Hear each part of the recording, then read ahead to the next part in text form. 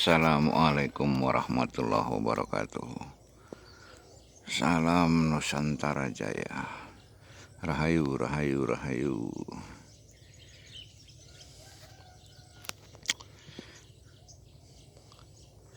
Saudara-saudaraku, semoga kita selalu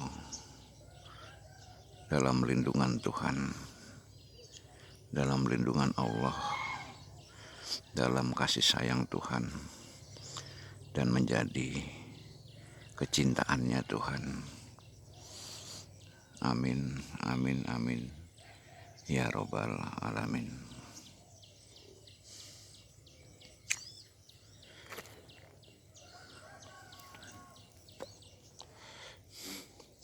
Saya akan terus memberi pencerahan kepada saudara-saudara, saudara-saudaraku, saudara-saudariku semua ya.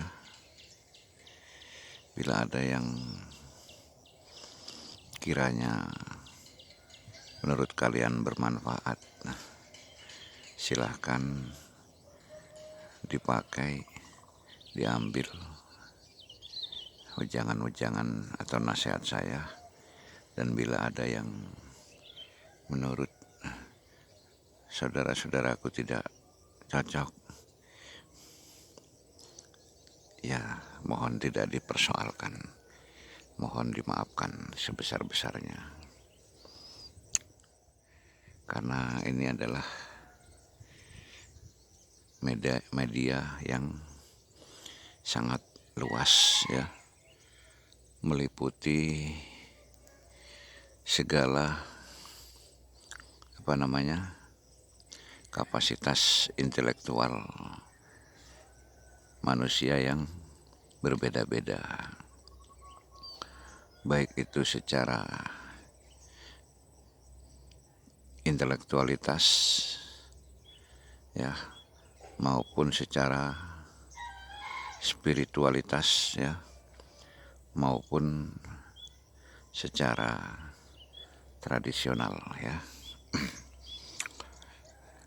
Kapasitas kita berbeda-beda ya.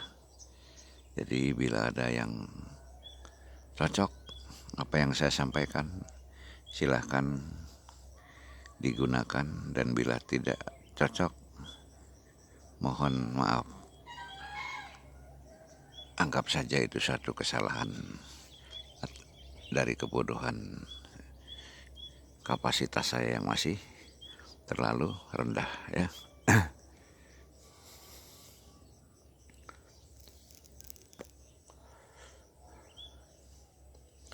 Alhamdulillah saudara-saudaraku, insya Allah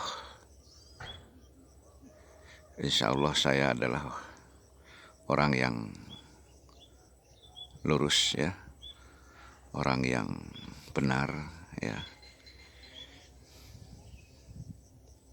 Semoga saya setelah menjadi YouTuber,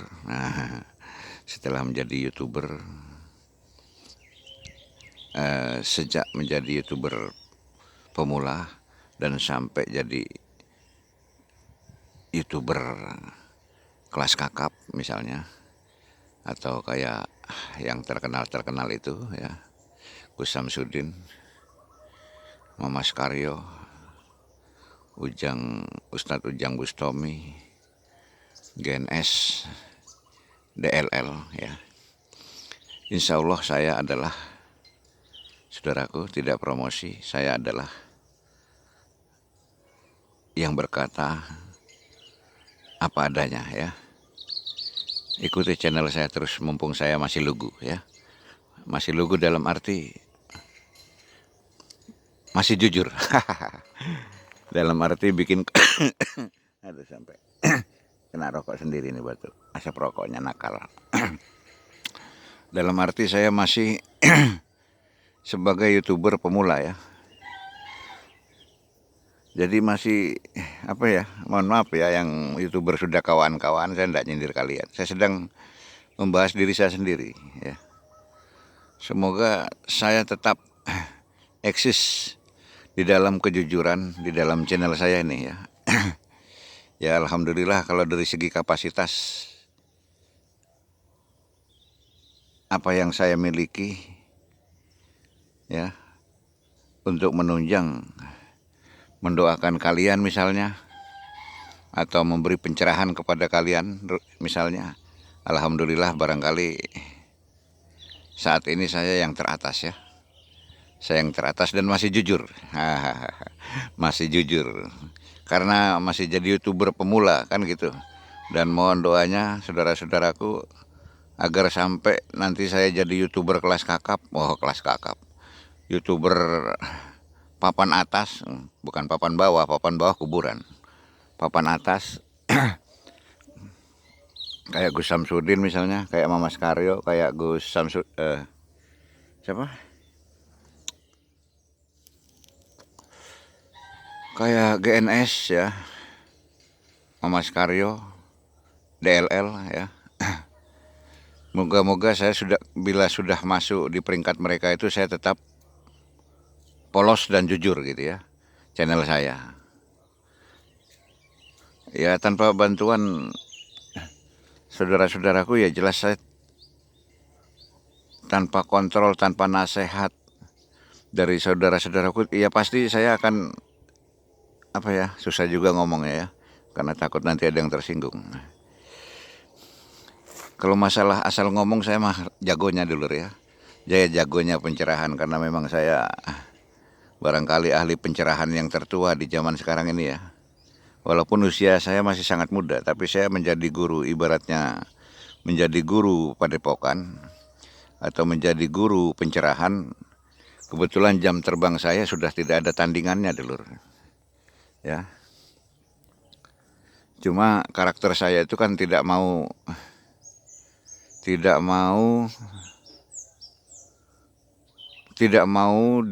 dipuja, disanjung, tapi juga tidak mau dihina atau direndahkan sedulur. Jadi saya mau apa adanya gitu dulur ya. Mudah-mudahan kalian tetap di dalam channel saya ya. Channelnya orang yang ya ahli supranatural, spiritual, ahli dunia lain, atau juga ahli doa yang masih polos dan jujur seperti saya ya. Agar kalian tidak tertipu ya, tidak tertipu ataupun tidak terhipnotis ya, tidak terhipnotis oleh dunia panggung sandiwara inilah ya.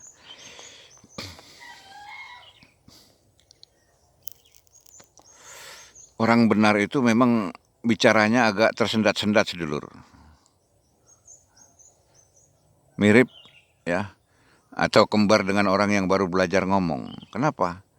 Kalau orang baru belajar ngomong, baru belajar pencerahan, memang dia tersendat-sendat, tapi karena kapasitas atau inventerisasi nasihat atau jangannya masih sangat terbatas. Tapi orang yang sudah sangat matang, sempurna ya, atau boleh dibilang sudah ahli di dalam memberi pencerahan, itu juga sama kalau bicara tersendat-sendat. Tapi beda tersendat-sendatnya karena sangat hati-hati menjaga perasaan orang yang melihat channelnya ya, atau konten yang dibikinnya ya. Begitu. Seperti halnya mirip atau kembar ya, antara pengecut dengan orang sabar. Itu sulit dibedakan sedulur. Seorang pengecut sama orang yang sangat sabar itu kalau mau dibacanya sulit dulur. Kelihatannya sama ya, sama-sama mengalah ya, sama-sama mengalah. Tapi yang satu mengalah karena pengecut ya, karena nyalinya kecil. Yang satu diam karena memang dia berniat untuk sabar gitu ya. Berniat untuk sabar. Secara singkatnya barangkali ya saya ingin mengajarkan tentang ilmu kehidupan, atau bahasa Jawanya kaweruh kasunyatan, atau ilmu kehidupan yang sejati ya, dulur ya. Nah, saya adalah gurunya, dulur ya, di dalam mengajarkan atau pencerahan kepada ilmu kehidupan yang sejati itu saya gurunya ya. Kebetulan saya kalau masalah ini tidak ada gurunya lagi, ya saya sendiri yang mendapatkannya melalui istihad saya, melalui perenungan saya, melalui penempaan diri saya, melalui saya musafir keliling tapa, perenungan ya, melalui zikir, dan yang terakhir melalui mimpi ya. Saya di dalam memberi pencerahan memiliki pedoman, sedulur-sedulur. Tidak ngawur ya. Pedoman saya adalah ilmu syariat, tarekat, hakikat, ma'rifat, mukasyafah, musyahadah, mahabbah, al-mahabbah. Maka saya katakan, saya adalah sang pemberi pencerahan yang sempurna. Kalau sedulur-sedulur tidak percaya, silakan cek beliau-beliau yang jago-jago bicara, jago-jago pencerahan. Suruh tanyakan apa yang menjadi pedoman saya di dalam memberi pencerahan, khususnya di channel saya. Kalau saya di dalam memberi pencerahan, saya memiliki pedoman. Jadi sedulur-sedulur tidak khawatir tertipu atau tersesat ya, karena saya memegang pedoman di dalam berpenyampaian atau memberi pencerahan ya. Pedoman saya adalah ilmu syariat, tarekat, hakikat, ma'rifat, mukasyafah, musyahadah, mahabbah, al-mahabbah. Saya akan berbicara, memberi pencerahan dengan kapasitas keilmuan saya yang berada di sekitar itu ya. Dasarnya adalah syariat, tarekat, hakikat, ma'rifat, mukasyafah, musyahadah, mahabbah, al-mahabbah. Nah, kalau sedulur-sedulur ada ahli pencerahan atau penasehat yang sudah telanjur sedulur-sedulur kagumi, tanyakan saja tentang pedoman yang saya pegang itu ya. Kalau dia tidak bisa menjawab, ya silahkan pindah ke channel saya persilahkan. Saya tidak mau merampas subscribe-nya orang atau followernya orang, tidak. Saya lillahi ta'ala. Saya lillahi ta'ala, tidak berniat ke sana gitu ya. Tidak berniat jadi orang kaya, udah poinnya gampangnya gitu. Ya. Saya ahli supranatural ya. Ahli supranatural kelas tertinggi saya. Sudah berjumpa dengan seluruh makhluk gaib saya. Jadi kalau saya mau kaya itu gampang sekali. Gampang sekali ya. Segala sosok yang biasa memberi pesugihan-pesugihan itu sudah pernah saya datang semua kepada saya, menjumpai saya semua. Tapi saya jawab, yang saya cari adalah ilmu. Beliau semua menawarkan saya. Semua yang menjumpai saya, sosok-sosok itu menawarkan dua. Selalu memberi tawaran dua, ilmu atau harta. Tapi puji Tuhan, alhamdulillah sampai detik ini saya selalu menjawab kalau beliau-beliau datang. Ilmu. Ya alhamdulillah, alhasil saya kere. Alhasil saya kere, dulur-dulur. Tapi kalau ilmu ya jangan diragukan, dulur. Karena yang menjumpai saya itu sudah ribuan sosok-sosok itu, ya.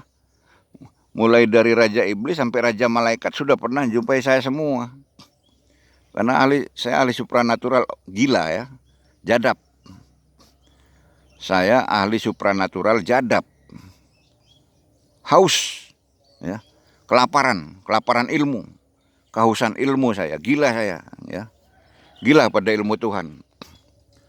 Rasanya pengen saya habisin semua ilmu Tuhan, harus saya miliki. Gila saya, gila ya. Itu baru jadab, berhak menggunakan gelar jadab ya. Nah, jadab itu kalau bahasa Jakartanya ya, bahasa orang Jakarta itu linglung ya. Linglung.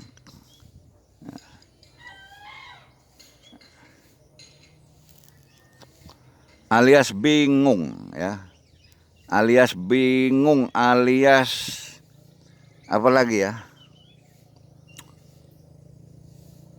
apa sih ya istilahnya itu, jadab itu barangkali terkesima saking dahsyatnya yang dijumpainya, dia terkesima, bahkan bisa melongok, dia jadi patung, dia nggak bisa berkata apa-apa kalau orang terkesima itu ya, melongok terkesima karena menyaksikan yang hadir-hadir itu, kedahsyatan dari makhluk-makhluk Tuhan itu dulu.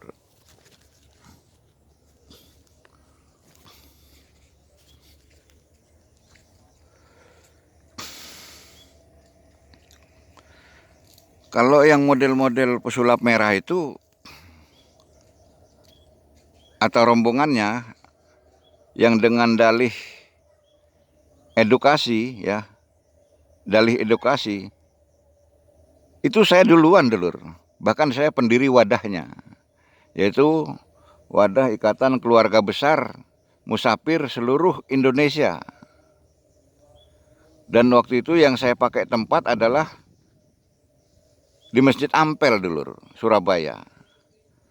Bukan dalam masjidnya, tapi di seputar Masjid Ampel. Kita kan musafir. Orang boleh dibilang orang yang tirakat di luar masjid atau di luar ruangan tertutup ya. Orang yang tirakatnya, ibadahnya, kegiatannya di luar ruangan tertutup atau alam terbuka ya. Nah, itu saya dirikan mulai tahun 2005 dulur-dulur ya. Mulai tahun 2005. Ikatan Keluarga Besar Musafir Seluruh Indonesia. Saya pendirinya ya. Saya pendiri tunggal. Boleh dibilang saya pemilik wadah ya, pemilik wadah. Kalau itu berupa yayasan, tapi bukan yayasan ya. Kalau berupa yayasan, saya pemilik yayasan ya. Beda dengan ketua yayasan. Nah ya, ibaratnya ini IKBM ini yayasan, saya pemiliknya gitu ya. Dan nanti saya akan menunjuk petugas-petugas saya untuk mengurus yayasan saya tersebut. Ya, ini hanya saya misalkan ini ya. Saya yang mengangkat ketuanya, ketua yayasannya, ketua utama ya, kemudian bendahara, kemudian bagian humas, kemudian bagian hukum ya, bagian hukum dan lain-lain. Saya yang mengangkat ya, karena saya pemilik wadah ya.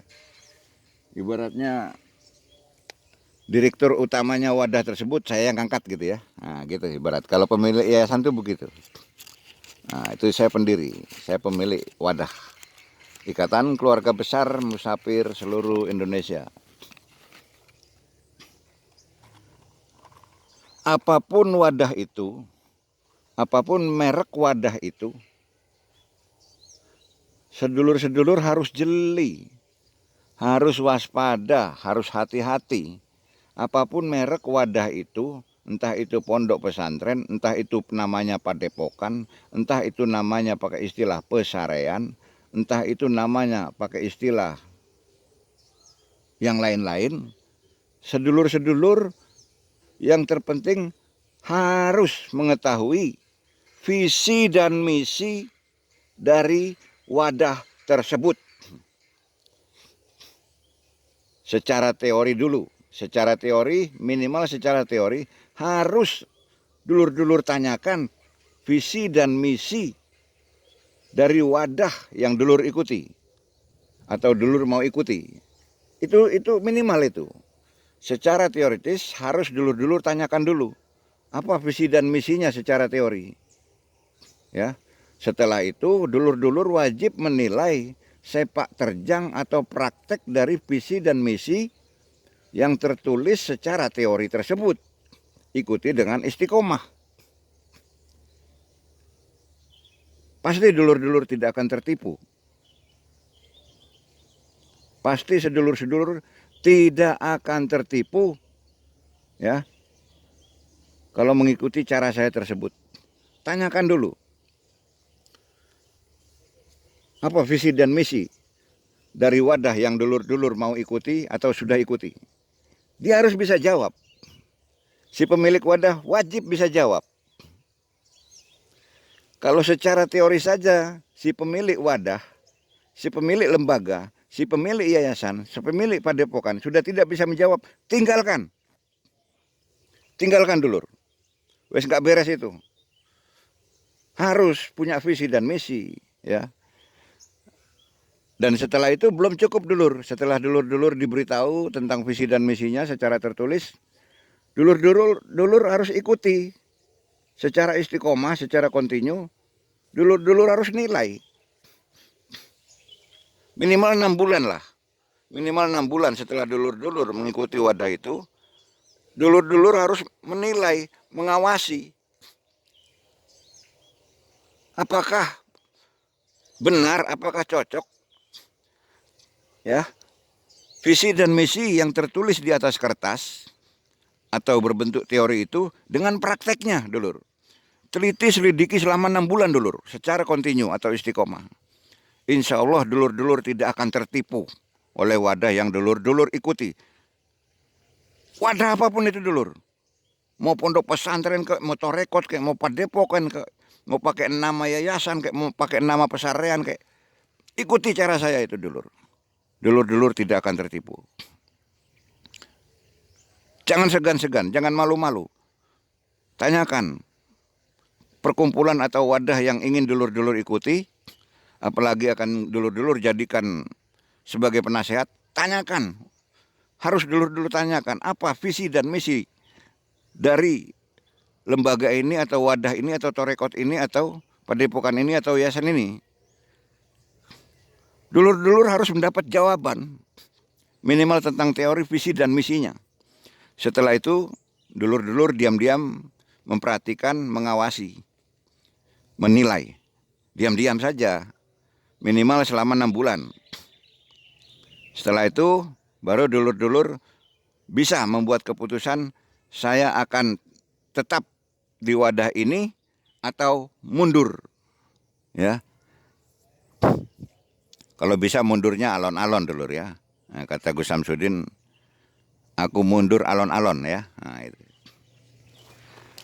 Terus ada yang netizen yang berkomentar di konten saya bahwa agar memberi pencerahan kepada para ketua padepokan, kreator, YouTuber. Ya. Oh, itu jangan khawatir itu, ya. Sebetulnya itu kelas kacangan bagi saya. Karena bagian saya itu IKBM itu visi dan misinya itu memberantas dukun-dukun penipu, dukun-dukun sulap, ya. Bukan hanya dukun, pokoknya penipu, pesulap yang berbau dukun, ya. Mau pakai merek ustadz, merek kiai, saya datang itu. Pertama kali akan saya sharing, tanya jawab tentang keilmuannya. Kalau tidak menjangkau keilmuan saya, ya, akan saya suruh kupas dia tentang ilmu syariat, torekot, hakikat, marifat, mukasyafah, musyahadah, mahabbah, al-mahabbah. Dan masih banyak lagi, cuma saya pakai pedoman itu saja yang gampang. Kalau itu dia tidak jangkau, saya suruh berhenti dia. Kalau dia tidak mau berhenti, saya akan bernajar. Ya, 40 hari nyawamu atau nyawaku yang melayang. Itu kerjaan saya dari dulu, dulur, ya. Kalau saya udah tak nasihati, tak wejangi, dan saya sudah menilai secara seksama dia itu salah, lalu saya nasihati, dia tetap ngeyel, dengan dalih terakhirnya adalah ini keyakinan masing-masing. Oh ya sudah, ketemunya kita harus najar. 40 hari kamu yang mati atau saya. Dan ternyata mati semua, dulur. Dan saya masih hidup sampai sekarang. Karena ini saya lakukan mulai tahun 2005, dulur, ya. Sekarang tahun berapa, dulur? Ya. Saya datangi terakhir debat tidak ketemu, saya akan bernajar. Kalau kamu memang benar-benar orang yang aku yakin pada kebenaran, Ayo kita bernajar, bersumpah. Ya. Kalau kamu yang benar, kamu akan hidup makmur sejahtera. Tapi kalau kamu yang salah, kamu akan mati di dalam waktu 40 hari. Lalu kita salaman baik-baik. Lalu kita berdoa bersama-sama agar najar kita, sumpah kita itu terlaksana. Alhamdulillah, saya sampai sekarang hidup, masih hidup. Dan mereka sudah wafat semua. Saya membawa kebenaran, bukan kemauan saya. Gendeng apa? Nah, mau susah-susah cari musuh, kalau hanya datang dari keinginan sendiri, gendeng apa saya? Saya belum gendeng, cuma jadap. Itu ya dulur ya. Masalah Kang Ujang Bustomi juga sudah saya ingatkan bolak-balik, walaupun hanya lewat masuk di channelnya, di kontennya ya. Kalau GNS ngaku-ngaku musafir ya. Nah, terus menceritakan tentang musafir di Bangkalan, di Sewana Holil dan lain-lain. Terus dia bilang siapa Joko Kendil sahabatnya. Nah itu. Lalu saya langsung masuk ketika dia sedang live. Langsung saya WA. Ya, kalau kamu benar-benar musafir, kenal saya dong. Saya ketua musafir se-Indonesia. Nama saya Pak Nurdin. Kenal nggak Gus? Kenal nggak Gus? Nah, gitu ya. Terus siapa aja Gus yang kamu kenal? Ya. Di pondok pesantren. Di pemakaman atau pesariannya Sunan Gunung Jati, siapa yang kamu kenal? Musafir siapa yang kamu kenal? Coba sebutkan. Nah, terus saya tes lagi. Di Sewana Holil Bangkalan. Iya Gus. Coba siapa aja Gus? Siapa saja anak-anak musafir yang biasa ngecamp di Sewana Holil? Saya tes lagi. Anak-anak musafir yang ada di Cirebon ya. Sunan Gunung Jati Cirebon, siapa aja, namanya siapa aja. Saya tes semua. Yang ada di Jungkulon siapa aja yang ngecamp di sana, di Jungkulon. Ya. Terus yang ada di Syekh Maulana Maghribi di Jogja, Gunung Kidul, di Syekh Belah Belu. Siapa aja anak-anak musafirnya. Terus yang di Troloyo, Trowulan, Troloyo. Anak-anak musafirnya siapa aja, coba sebutkan namanya. Nggak bakal lolos dari saya. Saya cukup selidiki seperti itu saja kelar. Alhasil GNS gak berani nanggapi lagi. Tapi masuk akal dengan alasan, mohon maaf Pak, saya sedang live. Saya tanya lagi, ini yang sedang live apa benar-benar GNS? Lalu dia tunjukkan dia sedang berada di atas kasur seperti hotel, sedang live. Tapi tidak mau menjawab. Saya pendirinya, saya ketuanya musafir se-Indonesia. Di Sewana Holil anak-anak musafir lakon siapa aja namanya. Harus tahu kalau berhadapan dengan saya. Kemudian di Boto Putih, di Surabaya siapa aja anak-anaknya musafir, di Habib Syekh. Kemudian di Asta Tinggi, di Sumeneb sana siapa aja yo, kan gitu. Nah, kemudian di Madekan, Khotib Madekan, ya Sinding Langgar. Ayo siapa aja anak musafirnya. Terus di Batu Ampar, ayo siapa aja anak musafirnya yang ngecamp di sana. Gak bisa lolos kamu kalau ngaku-ngaku ketika berhadapan dengan saya. Saya tidak berniat ingin menghakimi Joko Kendil. Saya nggak anggap apa-apalah itu. Saya tidak anggap masalah. Cuma kebetulan kok kejebak sama saya di Parangkusumo kemarin itu di Jogja sekitar minggu lalu. Lalu saya tanyakan, apa benar kamu itu sudah musafir 21 tahun? Dia cuma mendelik-mendelik, diam, gak berani ngomong. Saya pendiri musafir loh. Kamu ini sedang berhadapan dengan pendiri IKBMI yang mengayomi musafir seluruh Indonesia. Apa benar kamu sudah 21 tahun musafir? Kamu musafir di mana? Wes, Ujung Kulon, Elas Purwo, Alas Roban. Harus ketemu saya, saya juga musafir. Wong saya musafir sampai detik ini. Dan saya sudah puluhan tahun. Kok bisa nggak ketemu itu loh? Dia diam, dia pucat, nggak bisa ngomong sama sekali. Lalu ditengahi sama temannya Joko Kendil yang mengaku bernama siapa? Bernama Ki Segoro Kidul atau Mbah Segoro Kidul. Kalau Mbah Segoro Kidulnya sudah sangat hormat sama saya karena nada saya sudah kenceng.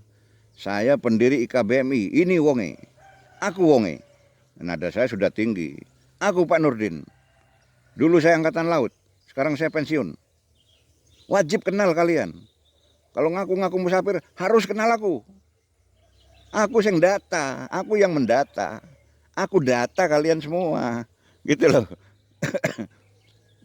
Jangan ngaku-ngaku sudah musafir lama. Kalau kamu belum lama itu namanya penipu. Nah, ya saya sih tidak mempermasalahkan Joko Kendil. Saya anggap Joko Kendil itu spesial lah ya. Nah, spesial tanda kutip ya. Saya tidak perlu masalahkan model Joko Kendil gitu ya. Yang model-model Joko Kendil tidak akan saya permasalahkan. Yang saya persoalkan ya musafir yang cerdas-cerdas itulah. Ya, karena cerdas-cerdas ini bakalnya menipu-nipu nih. Saya ini pendiri mulai 2005, kenyang mendapat laporan lur. Kenyang saya mendapat laporan-laporan tingkah laku keburukan dari musafir-musafir se-Indonesia. Jadi tidak bisa sembunyi dari saya watak karakter kepribadian musafir.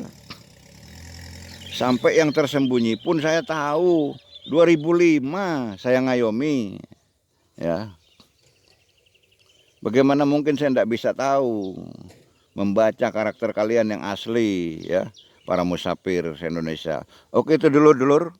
Mohon maaf lahir batin, nanti kita sambung lagi.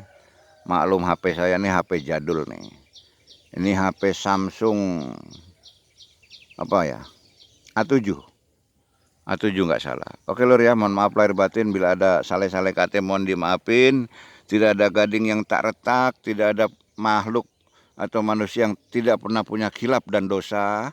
Cuma orang baik itu melakukan kesalahan tapi sangat cepat untuk meminta maaf dan memperbaikinya. Semoga kita selalu dalam limpahan rahmat dan hidayah, dan yang terpenting selalu mendapat ridho dari Tuhan sesuai dengan agama dan keyakinan kita masing-masing. Amin, amin, amin, amin ya robbal alamin. Salam Jaya Nusantara.